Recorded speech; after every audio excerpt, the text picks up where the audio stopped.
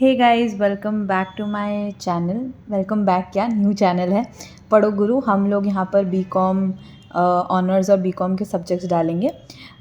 सबसे पहला most awaited topic मेरे को लगता है, मैंने देखा कुछ वीडियो ही नहीं है इसके बारे में, which is emerging banks and financial services. हम लोग आज इस सब्जेक्ट से शुरू करते हैं क्योंकि इसका संडे को एग्ज़ाम है। आई नो थोड़ा लेट हूँ, but I will make sure कि मैं 8 चैप्टर डाल दूँ आपके। ये ड्यू और सोल की जो बुक है उससे सोर्स मैंने सारे जो भी नोट्स बनाए उससे पढ़ के बनाए हैं, तो आप लोगों को मतलब कन्फ्यूजन नहीं होगा, ठीक है। और सैटरडे को आई विल मेक श्योर कि मैं एक वन शॉट भी डाल दूँ, सो दैट आप लोग रिवाइज़ कर सको और संडे को बिल्कुल ही मतलब मस्त मक्खन पेपर देकर आओ।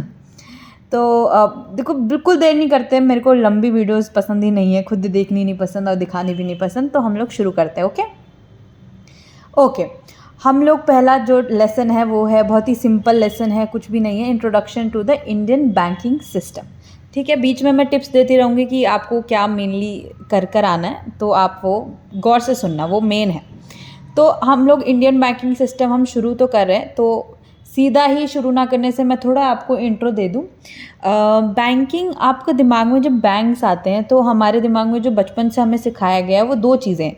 पहली बात तो कि वो डिपॉजिट लेते हैं, सेविंग्स अकाउंट वगैरह होता है और आप वहाँ से लोन ले सकते हैं। ये तो हमारा प्राइमरी एक जो होता है ना कि कमर्शियल बैंक्स हैं, ये वो काम करते हैं, डिपॉजिट लेते हैं और क्या बोलते हैं, लोन्स दे देते हैं, है ना। बट बैंकिंग सिस्टम इतना वास्ट है, आप इन्वेस्टमेंट ले लो, आप म्यूचुअल फंड, एक एक एक होता है ना कि बहुत वास्ट है, आप वो नहीं कर सकते। और ये इम्पोर्टेंट क्यों है? क्योंकि आइडियल जो मनी पड़ा होता है ना, वो किसी काम का नहीं है, कभी भी नहीं है। सो बहुत बड़ी सेइंग है कि आपको पैसा बनाने के लिए पैसा लगाना ज़रूरी है। You have to use money to make money, ठीक है। तो मेन फंक्शन क्या है बैंकिंग सिस्टम का? Mobilise public savings and to allot growth and development activities. वही पैसा डेवलपमेंट एक्टिविटीज़ और ग्रोथ में डालना है, क्योंकि पैसा बस इतना ही है, आपको उसको सर्कुलेशन में रखना ही पड़ेगा टू ग्रो। हमारी इकोनॉमी ग्रो होगी तो हमें खुद को फ़ायदा होगा, तो वो उस चीज़ में क्या है, बैंकिंग काम करता है। उसके अलावा भी काफ़ी फंक्शंस है बैंकिंग के, जैसे कि फाइनेंशियल लिटरेसी, इंक्लूजन, और हम लोग आगे पढ़ते रहेंगे कि कैसे ये एक बहुत ही मेजर रोल आपको दिखेगा इनका, ठीक है।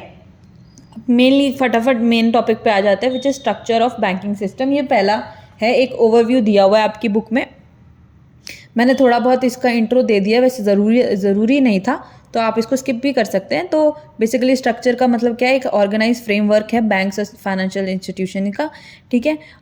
दो कैटेगरी में ब्रॉडली ये क्या बोलते हैं डिवाइडेड है, हम आगे पढ़ेंगे। और कौन रेगुलेट करता है? ऑब्वियसली आरबीआई रेगुलेट करती है, ठीक है।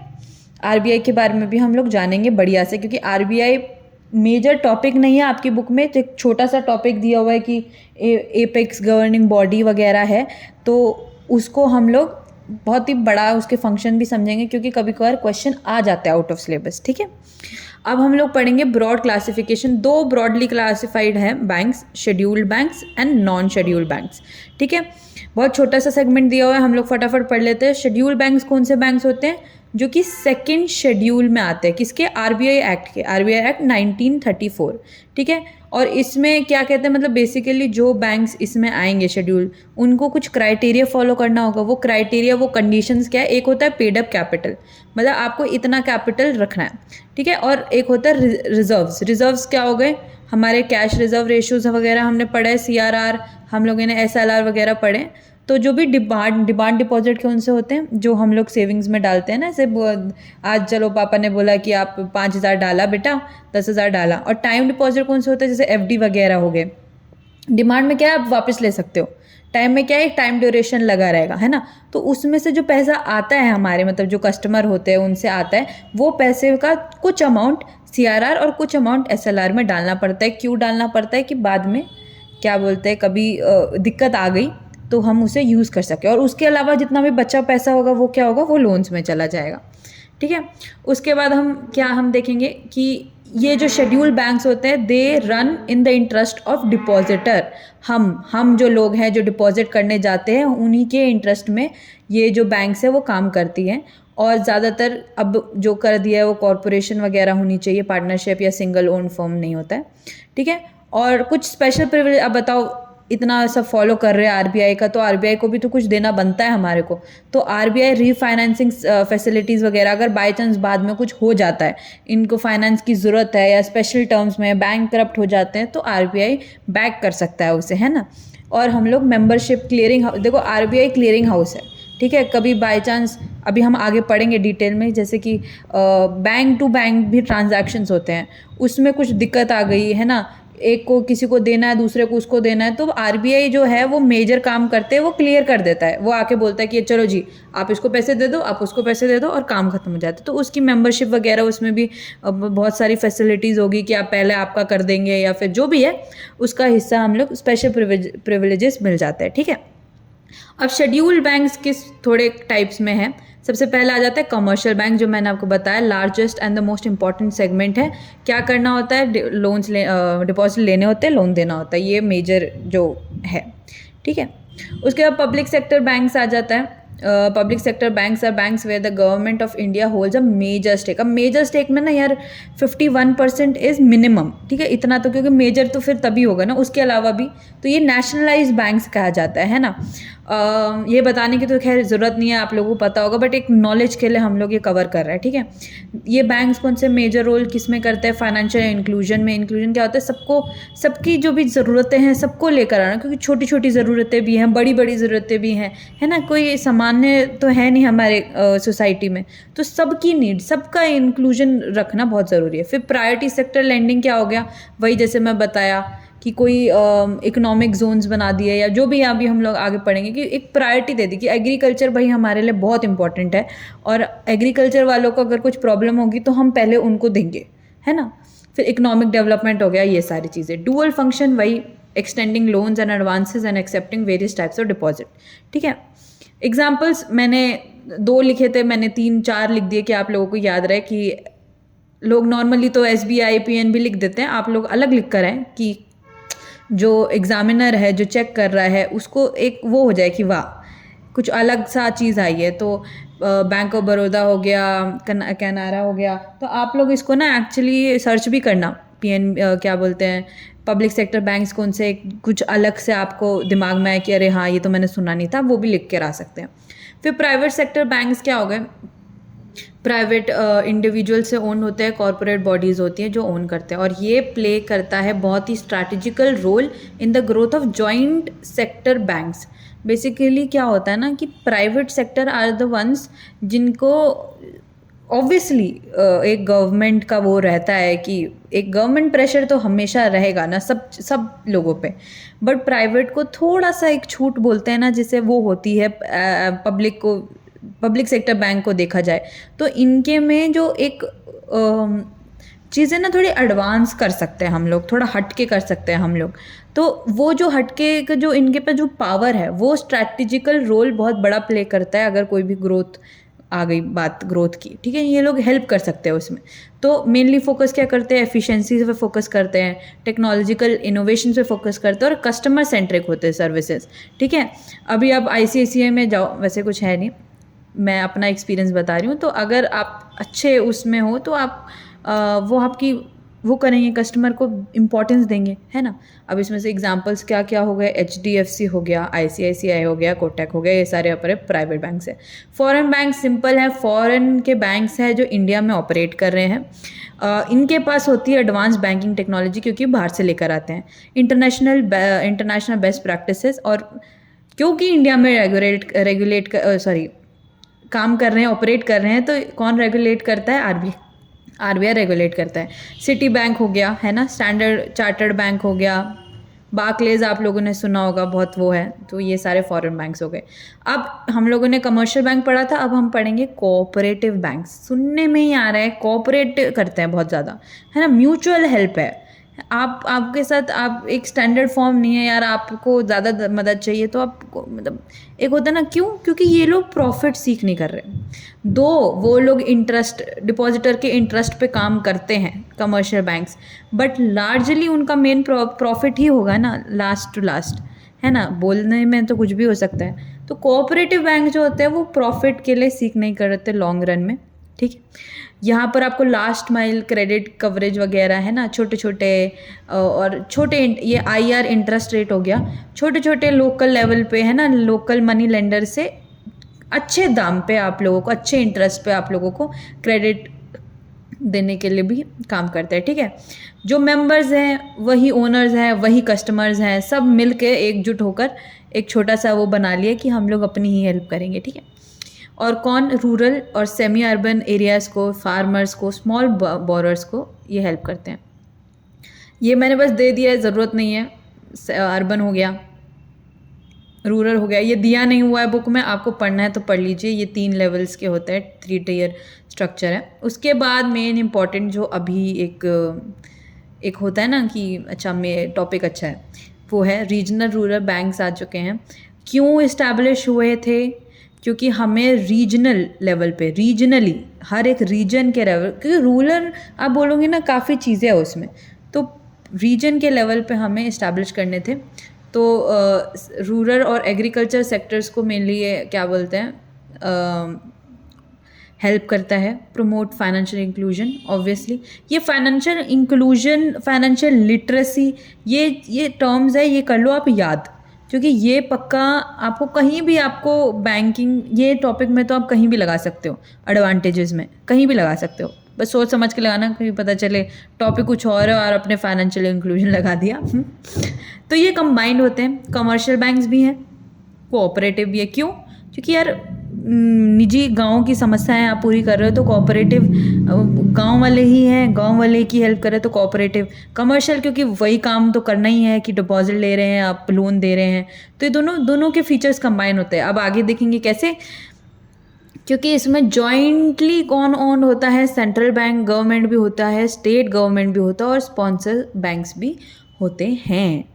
अब आ जाता है डेवलपमेंट बैंक्स। इसका लंबा चौड़ा दिया हुआ है, मैं आपको बस सिंपली बता दूं जो आपको जानना है कि लॉन्ग टर्म फाइनेंशियल असिस्टेंस में हेल्प करते हैं। जितने भी डेवलपमेंट हो रहे हैं, इंडस्ट्रियल डेवलपमेंट हो रहा है या एग्रीकल्चर में हो रहा है या जो भी हो रहा है इंफ्रास्ट्रक्चर, उसमें ये लोन्स वगैरह देने में काम करते हैं। सबसे एग्जांपल्स में ना NABARD which is national agriculture bank है ना, SIDBI, ये सारे क्या बोलते हैं हमारे वो हो गए, SIDBI और NABARD।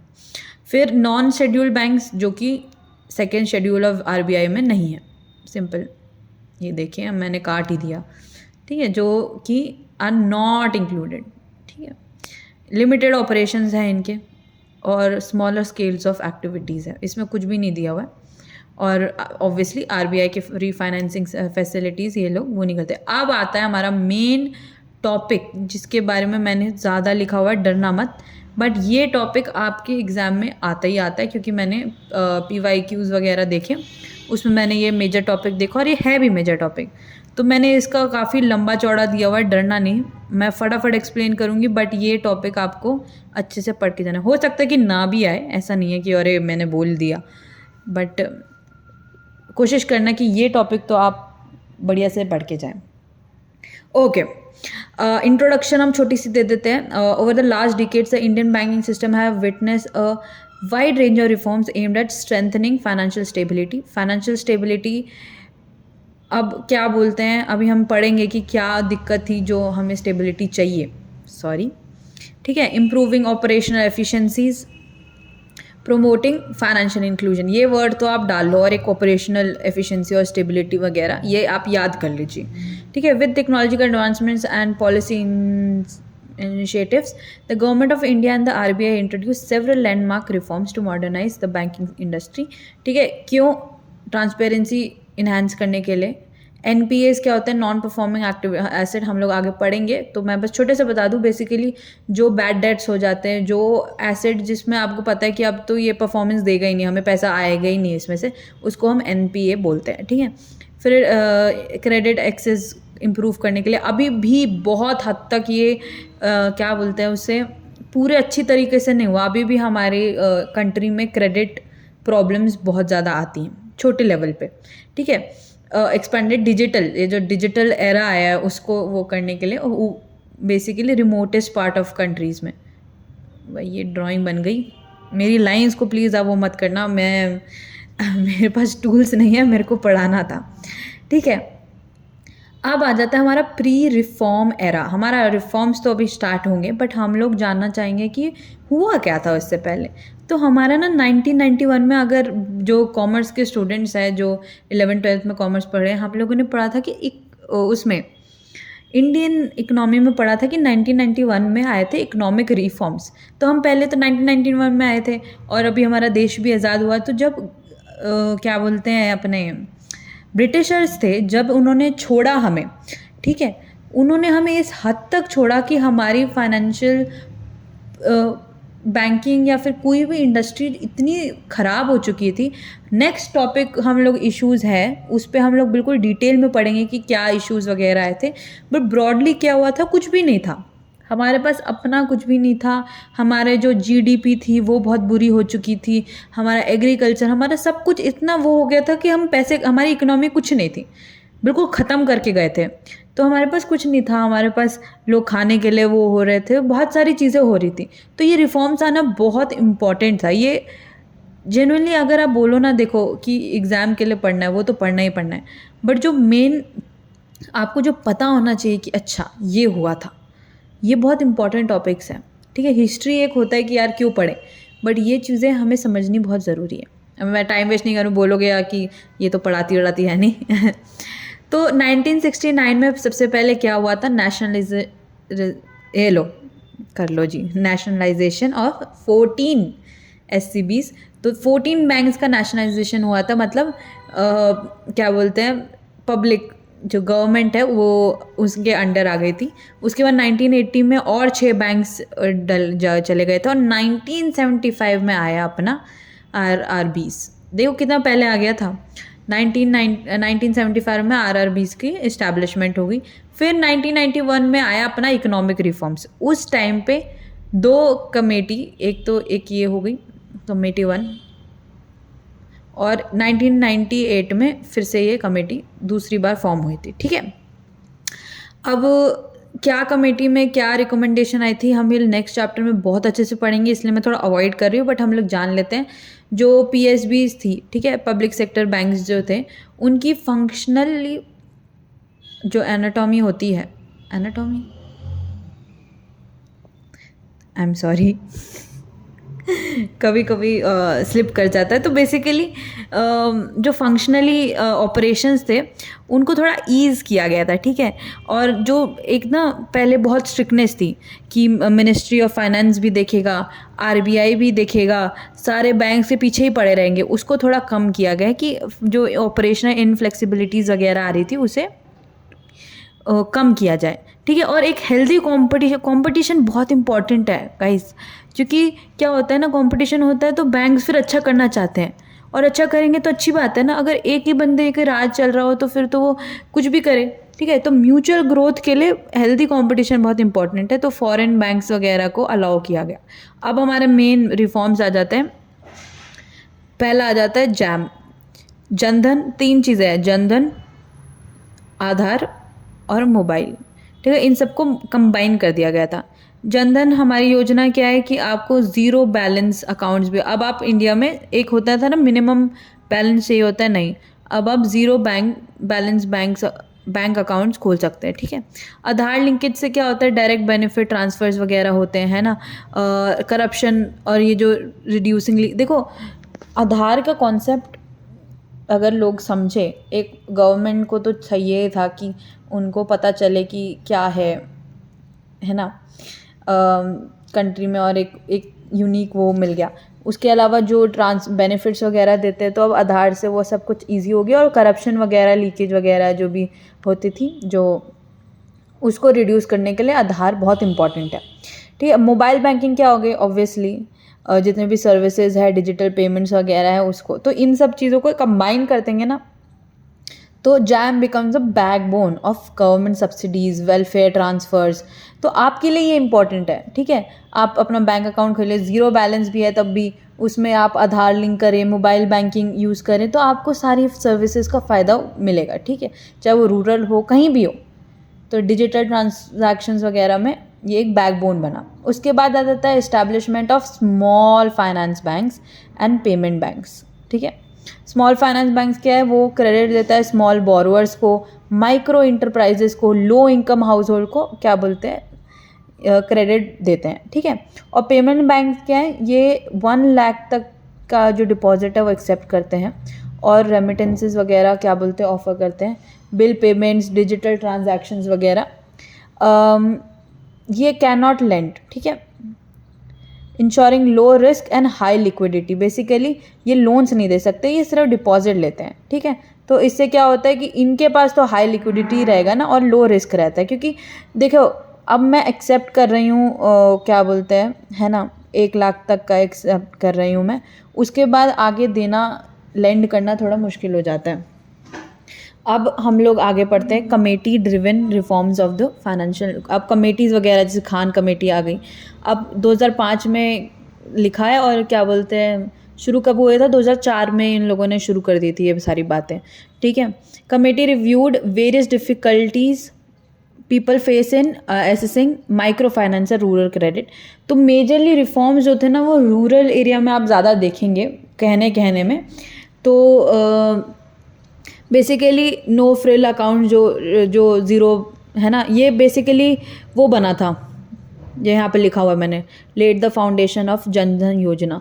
तो छोटे छोटे पैसे डालने के लिए बैंक अकाउंट्स खुले, है ना, ज़ीरो बैलेंस वाले भी खुले, है ना, और इसने बिजनेस कॉरेस्पॉन्डेंट मॉडल को क्या बोलते हैं स्ट्रेंथन करा टू रीच अनबैंक्ड विलेज, जहाँ पर बैंक्स वगैरह ही नहीं है, तो उसके क्या बोलते हैं उसमें स्ट्रेंथ करने में हेल्प किया, है ना। और एसएचजी जो लिंकेज वगैरह है रूरल बेसिकली आउट रीच में इन लोग ये प्रोग्राम ने हेल्प किया। एसएचजी क्या होता है, सेल्फ हेल्प ग्रुप। ठीक है, जो खुद ही आते हैं, खुद ही अपनी हेल्प करते हैं। हाँ जी, रघुराम रंजन कमेटी 2008 में कौन चेयर था इसका, former chief economist of IMF which is international monetary fund. ठीक है, ये देखिए ये सारी चीज़ें आप लिखोगे ना तो आपके थोड़ा टीचर को लगेगा कि आप पढ़ के आए हो, तो ये सारी चीज़ें छोटी छोटी डालनी बहुत इंपॉर्टेंट है। आपको लगेगा कि यार ये जो हम लोगों ने अभी पढ़ा इतना सारा कि ये बैंक्स है वो बैंक्स है, ये सारा ये नहीं आता, कहीं नहीं आता। आप देखेंगे एग्ज़ाम में ये आएगा वो नहीं आएगा, बट आप इंट्रो में ये डाल सकते हैं, जितना आपको याद हो आप सब डाल दो ना, आपको किसी ने मना किया है, छोटा क्यों लिख कर आना आंसर जब आपको पता ही है। ठीक है, इस वही ग्रेटर फाइनेंशियल इंक्लूजन सजेस्ट की थी, यूज़ ऑफ मॉडर्न टेक्नोलॉजी, है ना, और कुछ रिलैक्सेशन लाए थे रेगुलेटरी रिस्ट्रिक्शंस में।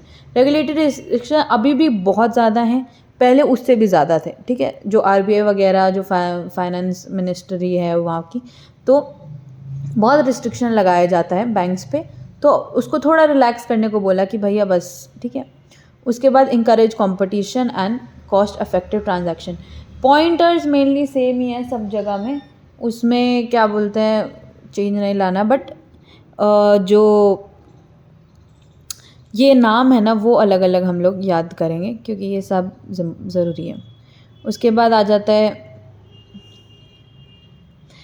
Financial services for small businesses and low income house hold. ठीक है, 2014 में ये कमेटी फॉर्म हुई थी। क्यों हुई थी, universal bank account for every Indian adult. Universal bank account मतलब पहले क्या है ना, आप एक जगह पे आए हो, एक मतलब एक एरिया में आपने बैंक खोला है, अब इधर ही आपको आना पड़ेगा बार बार। यूनिवर्सल बैंक अकाउंट में मतलब आप हर जगह से उसे एक्सेस कर सकते हैं। ठीक है, creation of payment banks and wholesale banks. Wholesale क्या होते हैं, जो होलसेल मतलब एक बड़े उसमें इंस्टीट्यूशंस वगैरह को जो वो करते हैं। ठीक है, better financial products for small businesses and low income house hold. देखो अगर मेरे से थोड़ी गलती हो जाती है बीच में, थोड़ा माफ़ करना क्योंकि I have just started, I will improve my self obviously. ठीक है, तो अब ये थोड़ा मैंने ऊपर नीचे कर दिया बट कोई बात नहीं। रंगाराजन कमेटी 2008 में फॉर्म हुई थी, वही सेम चीज़ें हैं। Committee suggested the formation of the financial inclusion promotion and development fund. ठीक है, और नवाद वगैरह, the financial inclusion technology under the national bank of agriculture and rural development. थोड़ा थोड़ा आप याद कर लेना। अब 4R फ्रेमवर्क क्या है? Recognition, recapitalisation, resolution and reforms. ठीक है, रिकॉग्निशन क्या होता है? एक्यूरेट हम लोग आइडेंटिफिकेशन कर रहे हैं, क्लासिफिकेशन कर रहे हैं of stressed asset and NPS. ये क्यों ज़रूरी है? ये टॉपिक क्यों ज़रूरी है? क्योंकि अब रिफॉर्म्स वगैरह हम लोगों ने रिलैक्स कर दिया, हमने सब एडवांस टेक्नोलॉजी, अब अंदर का भी तो देखेंगे। तो हम पहले रिकॉग्नाइज करेंगे कि क्या प्रॉब्लम्स आ रही है बैंक के अंदर, क्या स्ट्रेस्ड एसेट्स हैं, क्या एनपीएस हैं। क्योंकि एनपीएस अच्छी बात थोड़ी है, बैंक को पैसा नहीं मिल रहा है लास्टली, है ना, पैसा बीच में कहीं लूप होल में चला जा रहा है। तो हम लोग आइडेंटिफाई करेंगे, क्लासीफाई करेंगे। Recapitalisation, injecting capital into weak public sector. एक वो क्या बोलते हैं, वो बने हैं ना, नवरत्नाज एंड एवरीथिंग। तो हम लोग कैपिटल इंजेक्ट कर रहे हैं जो भी वीक पब्लिक सेक्टर बैंक्स वगैरह हैं, है ना, जिससे उनका जो बैलेंस शीट है वो रिस्टोर हो सके। ठीक है, उसके बाद रिजोल्यूशन वगैरह क्या है? Timely resolution of NPS. हम लोगों ने जो पता चल गया कि अच्छा ये होगा, तो उसके बाद फिर इंसॉल्वेंसी एंड बैंकरप्सी कोड वगैरह आ जाता है। अदर टेक्निक से हम लोग वो एनपीए को रिकवर तो कर सकते हैं ना। और रिफॉर्म्स वगैरह हम तो पढ़ ही रहे हैं कि strengthening the governance, accountability, risk management. तो ये 4Rs फॉलो होने चाहिए। फिर आ जाता है national asset reconstruction company limited, NARCL 2021। ठीक है, अब ये हम नेक्स्ट चैप्टर में फिर से पढ़ेंगे, तो छोटा सा दिया हुआ है, इसको हम बैड बैंक्स कहते हैं। तो ये जो एनपीए की प्रॉब्लम है ना, ये एक बैंक है जहाँ पर हम लोग ना सारे अपने स्ट्रेस एसेट को हम दे देंगे कि भाई तुम रखो, कि हमें अपनी फ्रेश वो करने दो, हमें अपनी जो बैलेंस शीट है वो अगर इसी सब से भरी रही ना तो दिक्कत आ जाएगी। तो हम लोग एक सेपरेट बैंक बना देंगे। ठीक है, तो take over stress asset for banks, helps bank clean their books. ठीक है, बुक्स क्लीन करने में, और फोकस करते हैं फ्रेश लैंडिंग में। ठीक है, अब जो हो गया, अब बैड हो गए तो अब कोई बात नहीं, उनको हम लोग दूसरे बैड बैंक्स में दे देंगे और फोकस करेंगे नई चीज़ों पे। Speeds up recovery through specialise mechanism. ठीक है, ड्राइंग बना दी है पूरी यार, तुम लोगों को दिखेगा ही नहीं, इसको मैं हटा ही देती हूँ। Okay, national bank of financing infrastructure and development, वही सेम चीज़। Major development financial institution establish to promote long term fundings और for infrastructure project, support transport, energy, logistics, है ना, रिड्यूस रिलायंस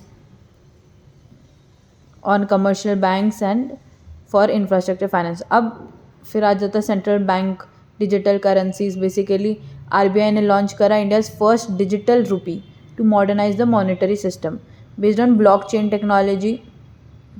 ठीक है, ब्लॉकचेन इंस्पायर टेक्नोलॉजी आपको पढ़ना है तो आप गूगल और करें, क्योंकि मैं अभी बताने शुरू कर दूँ तो बहुत लंबा टॉपिक हो जाएगा। ठीक है, enhance payment efficiencies and reduce cash usage. ठीक है, improve transaction transparency and reduce operational cost. ये सब ब्यूटीफुल। मैं ड्राइंग ही बनाती रहूँगी, मेरे को लग रहा है।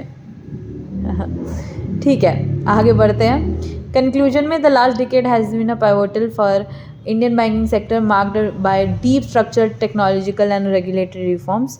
ठीक है, ये सारे रिफॉर्म्स के बारे में आप फिर से लिख दो एक बार, मतलब सिर्फ वर्ड्स लिख दो। ठीक है, उसके बाद बता दीजिए कि कैसे सिर्फ स्टेबलाइजेशन नहीं, हमने इंडिया को प्रिपेयर करा है to be more effective, transparent and globally competitive financial future.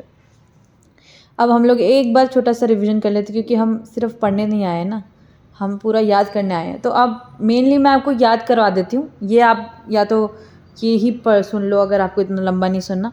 ठीक है, मेजर बैंकिंग रिफॉर्म्स, अब 3 चीज़ें हम याद रखेंगे। पहली बात तो रूरल पे बहुत ज़्यादा फोकस किया गया, और रूरल में हम लोग बार बार लिखेंगे फाइनेंशियल इंक्लूजन, SHG जो स्पेशल हेल्प ग्रुप्स आए हैं, जो छोटे छोटे पेमेंट आए हैं, डिपॉजिट जो ज़ीरो, वो क्या बोलते हैं, बैंक जनधन योजना हो गई, या अलग से भी लिख दिया है ना, उस पर फोकस करेंगे। पहला ये छोटा सेगमेंट हो गया, है ना। उसके बाद बड़ा सेगमेंट क्या हो गया, डेवलपमेंट पे, जैसे इंडस्ट्रियल डेवलपमेंट हो गया, सब हो गया। फिर ये कमेटीज़ आ जाती है, कमेटीज़ के नाम अलग अलग हैं, काम सेम सेम ही है। जो दो तीन चीज़ें वो अलग है, जो कि इसमें आ जाता है कि अच्छा रिलैक्सेशन, रघुराम में रिलैक्सेशन ऑफ रेगुलेटरी रिस्ट्रिक्शन, ये एक अलग चीज़ आ गई इन सब में से, तो आपने ये याद कर लिया। अब इसमें आ गया यूनिवर्सल बैंक अकाउंट, तो ये थोड़ा अलग है। उसके अलावा सब सेम चीज़ें ही हैं, है ना, रूरल में, लो इनकम हाउस होल्ड वगैरह में। ठीक है, फिर हम लोगों ने 4 आवर्स पढ़ लिए, ये एक अलग टॉपिक है, रिकॉग्निशन रिकैपिटलाइजेशन, हमने ये पढ़ लिया।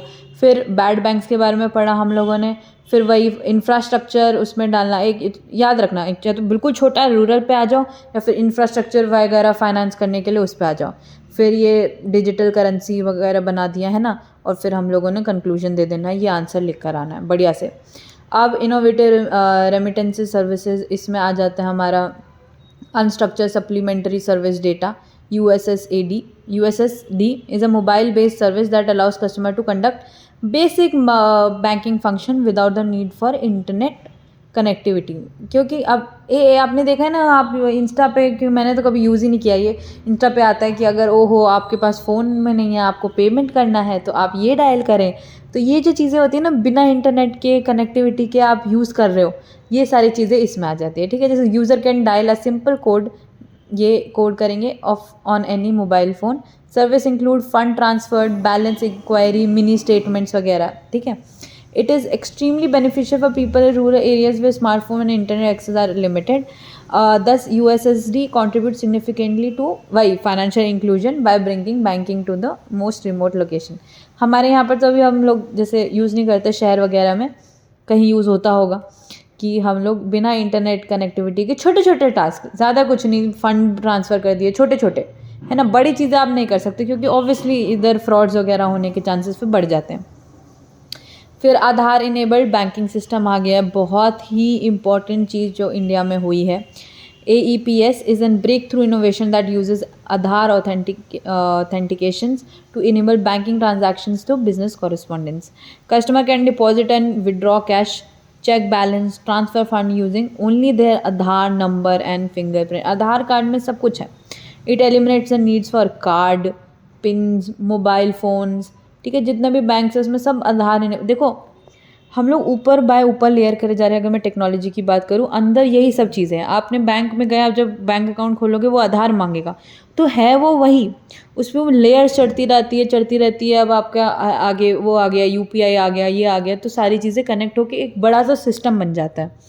फिर भीम आधार पे आ गया। भीम आधार पे enables customer to make payments to merchants, तो बेसिकली बिजनेसेस और उसमें थोड़ा वो हो गया है ना। Using Aadhaar based biometric authentication, आप अपना हैंड लगाइए, थंबप्रिंट लगाइए, हो जाएगा। Customer do not need smartphones, debit cards, cash, ठीक है। Customer authenticated through fingerprint scanners link to the Aadhaar database, ठीक है। फिर हमारा मेन जो सबसे बड़ा इनोवेशन जो हुआ है वो हो गया हमारा UPI, unified payment interface. UPI is one of the India's most revolutionary payment innovations. ये तो भैया पक्का पढ़ के ही जाना। It provides a real time 24/7 platform for instant money transfer, ठीक है। Person to person, person to merchant, कुछ भी सपोर्ट करता है। वर्चुअल पेमेंट एड्रेस दिया जाता है, कि UPI ID दी जाती है जो कि रिप्लेस करता है for need of bank account number की जगह, या फिर IFSC कोड्स वगैरह जो होते हैं उसकी जगह एक UPI ID आ जाती है, ठीक है। अब इसमें वही जो ऊपर है भीम, गूगल पे, पेमेंट, ये सब चीज़ें UPI बेस है, UPI बैकबोन है, ये पूरे डिजिटल जो पेमेंट इकोसिस्टम बना है उसका, ठीक है। फिर Bharat bill payment system, integrated bill payment platform that allows consumer to pay various utility bills. दो अब ये सारी चीज़ें UPI ऐप्स में आ गई, या पेमेंट पेटीएम वगैरह से भी कर सकते हो। बट बैंक्स जो गवर्नमेंट है ना, उनका भी आप बोलो तो सरकारी सब काम है कि ये सिस्टम आपको दे दिया गया है, जिसमें आप वाटर, कैश कह रही हूँ, गैस DTH, मोबाइल रिचार्ज, ये सब वगैरह कर सकते हैं, ठीक है। फिर मोबाइल बैंकिंग आ गया, बहुत इंपॉर्टेंट है। आप अब अपने फ़ोन से ही सारे बैंक के काम कर सकते हो, है ना। आपको चेक बुक चाहिए, आपको डिपॉजिट करवाना है, आपको फ़ंड ट्रांसफ़र करवाना है, ये सारी चीज़ें, लोन्स, इन्वेस्टमेंट वगैरह हो सकता है ना। अब मेरे को शेयर्स लेना है तो मैं बैंक में फ़ोन से ही करूँगी, बट वो मोबाइल बैंकिंग में नहीं आ जाएगा वो, ठीक है। मोबाइल वॉलेट्स हो गए, ठीक है। अब अमेज़ॉन पे भी वॉलेट होता है, सब जगह वॉलेट्स आ गए छोटे छोटे, है ना। छोटे छोटे इन द सेंस मतलब अब क्या बोलते हैं, उसके अंदर ही पेमेंट्स वो कर सकते हो। जैसे कि आप ब्लिंकिट करो, और ब्लिंकिट पे अभी आपको क्या है कि अभी रिफ़ंड आना है, तो आपने क्या बोलते हैं वॉलेट में डाल दिया उसके, कि अब ये बाद में मैं इसी में से यूज़ कर लूँगा, अपने अकाउंट में क्यों डालूँ, है ना। They allow users to make in store purchases, online transaction, peer to peer, थोड़ा जल्दी हो जाता है, क्विक वे में हो जाता है ना। फिर credit card, debit card payments हम लोगों को पता ही है, एनईएफटी, आरटीजीएस, एमपीएस कब से चल रहा है, NEFT national electronic fund transfer, ठीक है, काफ़ी कुछ घंटों में, क्या बोलते हैं, 2-3 घंटों में आपका ट्रांसफ़र हो जाएंगे, नहीं तो 1-2 दिन लगता है, क्लियर होता है ना।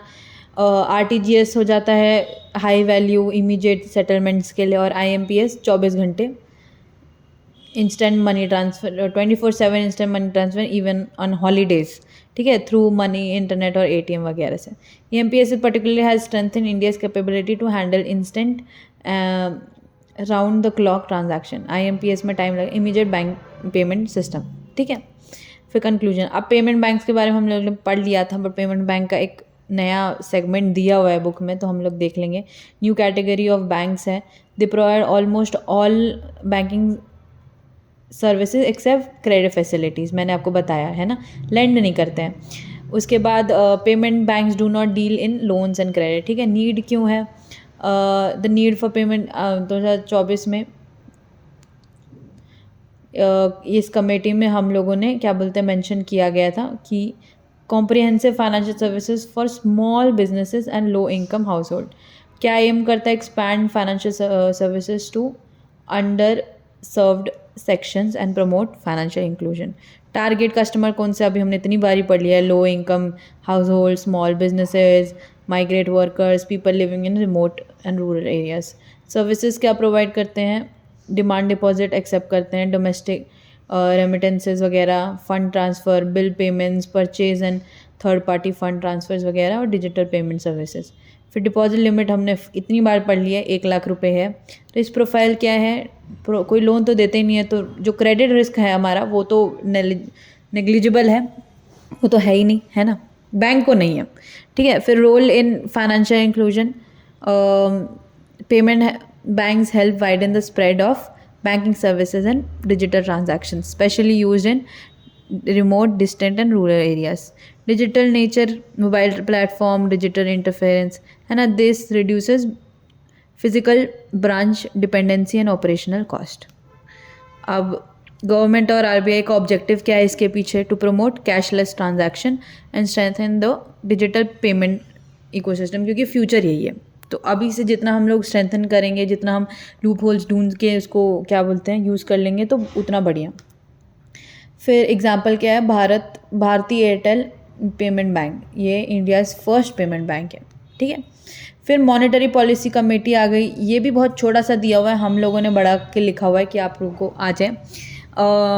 The MPC is constituted by the RBI ने कॉन्स्टिट्यूट किया था।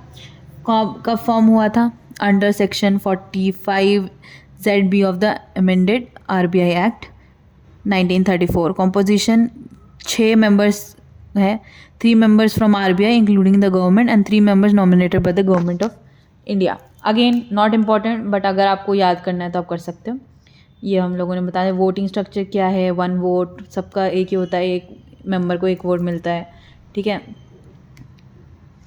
अगर टाई होता है तो आरबीआई गवर्नमेंट वोट कर सकते हैं, तो फिर वो जिस पे होगा।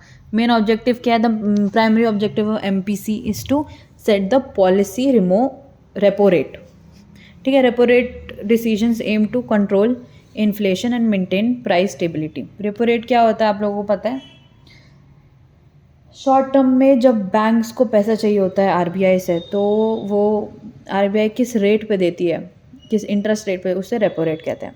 Inflation target, MPC target inflation in the range of 4% to 6% inflation target वो करती है, तो उसको कंट्रोल करने के लिए रेपो रेट एक फैक्टर है जिससे हम लोग कंट्रोल कर सकते हैं। मीटिंग फ्रीक्वेंसी 4 टाइम्स एक ईयर में होता है। रोल क्या है, मॉनेटरी पॉलिसी फ्रेम करना, balancing economic growth and inflation, ठीक है। इंपॉर्टेंस वही ट्रांसपेरेंसी है, मॉनेटरी पॉलिसी, अकाउंटेबिलिटी है ना, हम बोल सकते हैं इनको। Reduce discretionary power of a single authority.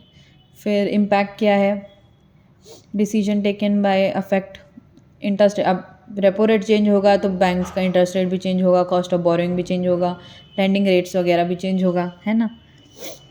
तो ये कंक्लूजन देंगे। अब ये टॉपिक जो है ये है आउट ऑफ, मतलब छोटा सा दिया हुआ है, बट मेरे को लगता है कि ये आ सकता है, तो हम लोग रोल ऑफ आरबीआई भी देखेंगे। आरबीआई हमारा सेंट्रल बैंक ऑफ इंडिया है, ठीक है, रेगुलेट करता है। पहले काफ़ी काम थे उसके, बट अब सिर्फ रेगुलेट करता है बैंकिंग सिस्टम। मनी सप्लाई को कंट्रोल करता है, मतलब पैसे छाप सकता है, ठीक है। Ensure monetary and financial stability. सबसे पहले जो हमारा मेजर रोल है which is the regulatory of the banking system. RBI act as the chief regulator and supervisor of banks in India. It regulates public sector banks, private, corporated, foreign, कोई भी हो जाए। RBI ensures sound banking practices and protection of depositors. फिर controller of credit, money supply को control करता है, पैसे बना सकता है। और उसके अलावा क्या, रेपो रेट वगैरह क्या बोलते हैं यूज़ करता है। रिवर्स रेपो रेट उल्टा हो गया रेपो का। सीआरआर हो गया, जो क्या बोलते हैं आपको डिपॉजिट, डिमांड और टाइम डिपॉजिट में से कुछ अमाउंट अलग से निकाल के रखना होता है, वो हो गया। फिर these tools help control inflation and promote economic growth. फिर इशूअर ऑफ करेंसी, मैंने अभी तब से बता रही हूँ, क्या बोलते हैं, इशू करता है करेंसी नोट्स, ठीक है, एक्सेप्ट 1 रुपी नोट, ठीक है। Currency issued by RBI ensure uniformity and public confidence in money. RBI banks print, distribution and circulation of currency. अब इतना भी आसान नहीं होता, लोगों को पता ही होगा कि हम ऐसे ही पैसे नहीं छाप सकते। जितना पैसा सर्कुलेशन में है उतना क्या बोलते हैं, आई गेस गोल्ड, मेरे को याद नहीं है किस उसमें टर्म्स में है अभी, वो बैंक्स के पास होना, बैंक नहीं गवर्नमेंट के पास होना चाहिए, आरबीआई के पास होना चाहिए। फिर बैंकर टू द गवर्नमेंट है, बैंकर एजेंट है, फाइनेंशियल एडवाइज़र। अब गवर्नमेंट को कुछ भी प्रॉब्लम हो तो वो एडवाइस ले सकते हैं, ठीक है, पैसे ले सकते हैं, है ना। पब्लिक डेट में मैनेज करने में, बैंक गवर्नमेंट अकाउंट्स मैनेज करने में, ठीक है, ये सब में आरबीआई हेल्प करता है। बैंकर्स बैंक है, कमर्शियल बैंक्स के लिए भी यही बैंक है, पैसे देता है, उसके अंदर की डिस्प्यूट्स वगैरह सॉल्व करता है ना। फिर कस्टोडियन ऑफ फॉरेन एक्सचेंज, मतलब जितना भी RBI responsible for managing India's foreign exchange reserve, ठीक है, रिजर्व्स रखे जाते हैं फॉरेन एक्सचेंज के भी।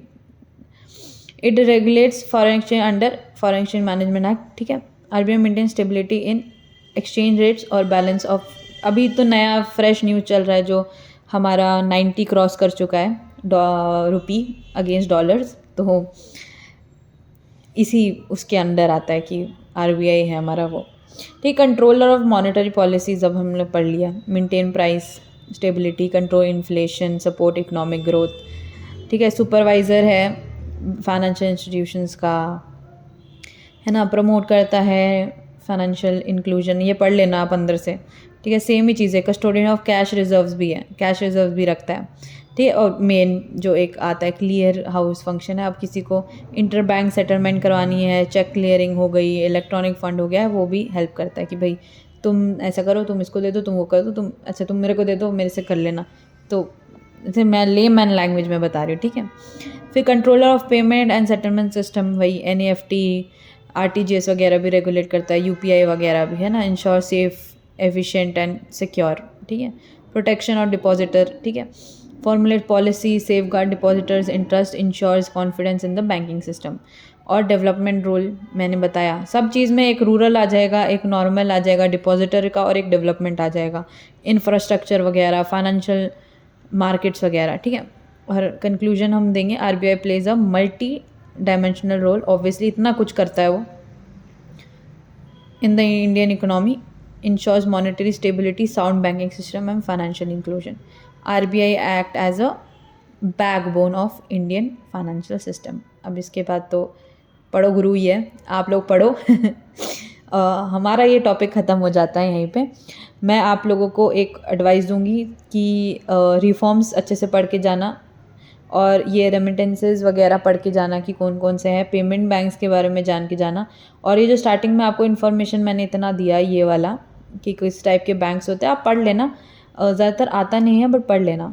सबका एक इंट्रो, इस चैप्टर का ना आप लोग इंट्रो बना लो एक, कि इतनी इतनी चीज़ें मैं इंट्रो में डालूंगा कि बैंकिंग सिस्टम क्या होता है, ये क्या होता है, और उसके बाद आंसर्स मैं शुरू करूँगा। तो ये एक सेट प्लान बना लो हर चैप्टर का, कि मैंने एक इंट्रो खुद घर से खुद बना के जाना है कि ये टॉपिक का आया तो मैं ये इंट्रो लिखूँगा और उसके बाद आंसर अपने शुरू करूँगा, ठीक है। तो ये सारे आरबीआई भी आप लोग पढ़ लेना, क्योंकि मेजरली लोगों को पता होता है कि क्या है, बस मैंने एक बार रिवीजन करवा लिया कि आपके दिमाग में रहे कि हाँ आरबीआई भी देखना है, रोल ऑफ आरबीआई। ठीक है, तो ये सब हमारा हो गया टॉपिक। आई डोंट नो, आप लोग को जो भी इम्प्रूवमेंट चाहिए होगा मैं उस साइड से करूँगी। थोड़ा स्टार्टिंग है तो I tend to forget words, है ना होता है, ह्यूमन टेंडेंसी है, तो I am really sorry about that and I make sure कि मैं धीरे धीरे इम्प्रूव करती रहूँगी and you will get a better quality of content from my side and that's it. 45 minutes, yes okay. अब मैं नया लेसन शुरू करते हैं, वहाँ पर मिलते हैं और हम लोग बिल्कुल ही फुल मार्क्स लेकर आते हैं इस टॉपिक में, इस सब्जेक्ट में। So see you guys, thank you so much, thank you for joining and bye bye।